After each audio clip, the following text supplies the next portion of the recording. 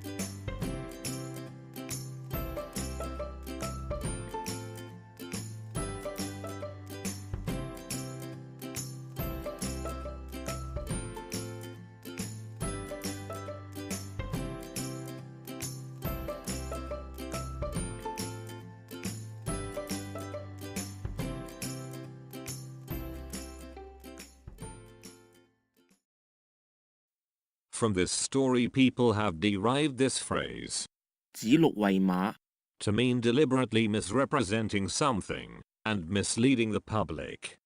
The similar idiom in English is, to swear black is white. For example, 依家個世界好亂，唔單止政府官員成日大話連篇，甚至有傳媒跟風，指鹿為馬。依家個世界好亂，唔單止政府官員成日大話連篇，甚至有傳媒跟風，指鹿為馬。In English, it means, the world is in a mess now. Not only the government officers always lie, but also the media follows, calling a stag a horse. Don't forget to like, comment, share and subscribe to my channel. Thank you. See you next time.